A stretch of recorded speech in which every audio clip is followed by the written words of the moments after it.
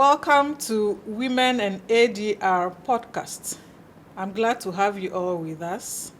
My name is Sichope Akua Agboklu, your hostess for this program. Disputes have been with us since time immemorial, and there is always the need for resolution. We have some ladies from Women and ADR with us to shed more light on their activities. Ladies, you are welcome. Thank you. Can I have you introduce yourselves from my extreme left? Okay. My name is Asana Mohammed. I'm an ADR practitioner and a member of the Women in ADR Association. You are welcome. Thank you very much. And I'm also Lady Nancy Abuaje, an ADR practitioner and also a member of Women in ADR. You are welcome, Lady Thank Nancy. you. Yeah. What is ADR to start with? Lady Asana. Okay, thank you very much. When we say ADR, is an acronym of Alternative Dispute Resolution. And then when we say Alternative Dispute Resolution, is an alternative to the former court litigation that we all know. So why ADR? You know, before the colonial times, our colonial masters, introduced to us litigation, the former court litigation. But before that, we're already resolving our disputes. And how were we doing it? It's through the ADR process. So when they realized that litigation was not working too much for us because we're not too used to it.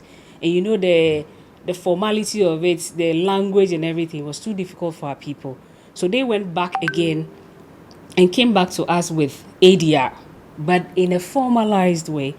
So for a long time, we're practicing ADR, then we thought that, okay, let's formalize it within our legal system. Then give birth to the ADR Act 2010, Act 798, which formalizes the practice of ADR in Ghana within our legal system. So every district court in Ghana is mandated to allow parties who have filed a case before the court to first attempt settlement. So every judge, the Court Act 93, mandates every sitting judge within every court to offer parties a platform to resolve their own issues within themselves. If it doesn't work, the parties come to court. So we have two forms. Thank you very much. Okay. Let me find out if Lady Nancy has something to add to what you just said before we continue. Okay, I think Lady Asana has said it all as the alternative dispute resolution. And when we say something is an alternative, it means that another way of strengthening the thing to make it more formidable. And we have the normal traditional litigation process that we go through in the court. And as she said, before the colonial, we were settling our disputes, and that is through the informal ADR process, that is alternative dispute resolution, and they brought it back to us as the normal. But with that one, if someone is not happy about an incident or a case, the person has the right to go to court. I always say that even an unborn child in the womb has the right to go to court. And someone will ask me why. How? Yes, that is the reason why there is a law not to abort a baby. And if someone takes the mother on, yes, the child has that right. So everybody, each person or every citizen who has issue, first point of call runs to the court. It doesn't matter how well your case or good your case is. You cannot take the law into your own hands. So it got to a point they realized that the cases in court has become too much for the court to handle. There were backlog of cases. So they decided that no, we have to go back to our traditional, like the ADR time, or the alternative, find an alternative means. Yes, so find an alternative means that we can make justice delivery more stronger. And that's why they came out with the alternative dispute resolution. Before the 1960, there was the Arbitration Act. So this one came to replace the Arbitration Act in 1960. That was 2010. That was when the ADR was enacted. Thank you very much, Lady Nancy. Okay. Lady Asana, I think you wanted to continue before I cut you off a bit. So can you take off from there? Yes. So people usually get confused about ADR practice, but there are two forms. One is two parties who have a matter can decide to appoint a private practitioner to help them resolve their matter, or the other way, when they file their case before the courts will now say that, okay, parties should attempt settlement at what we call the court-connected ADR. Okay. So as I was saying earlier, every district court in Ghana here has an ADR unit attached to it, and there are practitioners also assigned to that unit who help parties to resolve their issues. So there are two forms. It's either you assign a private practitioner, or when your case goes before the court assigns you to a mediator certified with the court. So I assign that to the justice system, or the legal system, is supposed to be hinged on delivery of justice. And when we say justice, the delivery of justice is hinged on certain items. One is transparency, one is fairness, one is equity for the parties, cost effective. Anything that has to give justice has to be cost efficient. It doesn't mean that you are richer than me. It means that when we have a matter, you use your money to massage whoever is there to get justice. And ADR offers all these tenets of justice that I have already espoused. Right. Thank you very much. Why women and ADR? Lady Nancy. Okay, thank you, Ticho. Before I go on to explain why women and ADR, I would like to add a little to what Lady Asana just said about the delivery system and ADR itself. So then we have certain mechanisms of the ADR as she... We have mediation. Most of the times, the mediation is what is being used mostly in Ghana. I think that we have arbitration, we have negotiation, then we have conciliation. Sometimes we have mediation, arbitration, and arbitration mediation. And when we talk about mediation, that is where two parties submit themselves to a mediator who is an intermediary and help them to settle their case. We have negotiation. That is where the two parties without a third party. The negotiation is two parties without a third party, and they come together and settle their dispute. But with mediation, that is where if the negotiation fails, and they want to do mediation. So most of the times we call it assisted negotiation. So then they will need someone to come in and help with the settling of the dispute. Then we have an arbitration. We have arbitration, and also we have an arbitrator.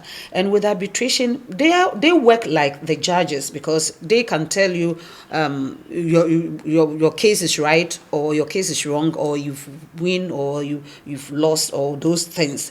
But what we practice as women in ADR is the mediation. So most of us are mediators. Okay. Yes, women. The reason for women in ADR. All right. So let me come in a bit. So what we just elaborated on are the various forms of ADR. Yes. Mediation, arbitration, negotiation, conciliation, and we have mediation, arbitration, or arbitration mediation. That is, it depends on the parties. Let's start our case with mediation, but at a point in time we can do arbitration, or let's start with arbitration. At a point in time we can do mediation. We have victim offender mediation as well. We have plea bargaining also as part of the process. Yes. All right. So before I come back to you again, Lady Asana, can you tell us why women and ADR? Okay, thank you very much. Women and ADR was born out of a vision to empower women, or bring together women practitioners in the ADR space to empower other women who do not understand ADR, so that together we can build knowledge and active practice of ADR in Ghana and beyond. So we came together, most of us are practitioners, and then there are other people who have also gone to school to acquire certificates on knowledge in ADR but are not practicing. And within the ADR space, if you learn or acquire the knowledge and you are not practicing, it's as good as not even having at all. Sure. Because you are supposed to acquire that knowledge and help transform society. So we thought it wise to come together as a group, as a uniform group, to help other women who are have acquired knowledge and are not practicing, to encourage them to practice. And then we together also use that knowledge to help other women who have disputes that do not know where to go, to help them resolve their disputes in a timely and cost-effective manner. All right. Thank you very much. Lady Nancy, do you have anything to add to? Yes, I can say that the most funniest aspect of it is that now, because of what we are doing, as Asana said, that we want to go out, the young ones who have been trained and they feel like, what am I doing with it? I don't know what to do with it. We just want to bring them all on board and mentor them, and for all of us to go out and do the advocacy. And funny aspect is that even a lot of men have shown interest that they want to be part of women in ADR because they see the good work that we are doing. And I know we women, we when it comes to justice delivery, I don't know whether because of when we say delivery, we go to the ward and deliver. So when it comes to anything that borders in delivery, women are perfect. They are expert. And so the men have seen the good work that we are doing, and they said they want to also join us. And it's a plus sign. It's a good thing for us. Yes. Wow. That's great. What are the vision and the mission of women in ADR? Lady Asana. Okay, when we talk about the vision of the Women in ADR group, the first one I will talk about is the empowerment of women in the ADR space, and then encouraging them to actively participate in the practice within our country, Ghana, and then beyond the space.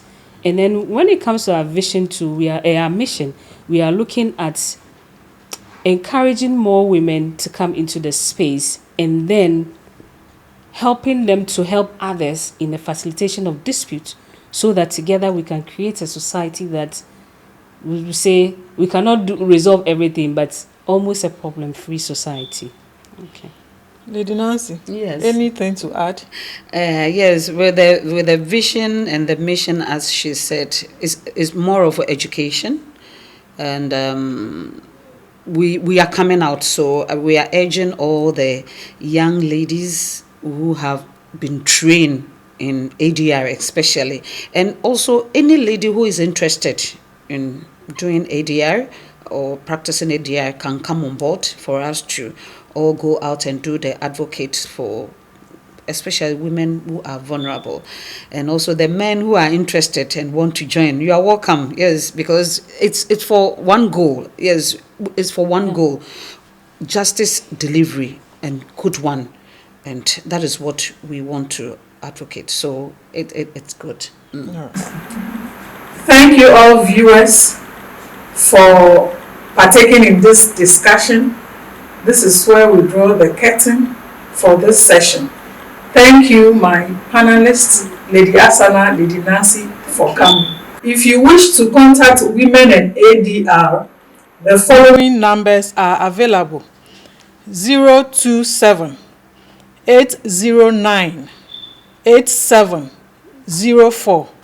I repeat, 027 809 8704 or 024 666 4770. I repeat, 024 666 4770 or any of the social media handles: Facebook, Women and ADR. Facebook, Women and ADR. For our email, you can contact Women and ADR on women.adr@gmail.com. Again, women.adr@gmail.com. Thank you.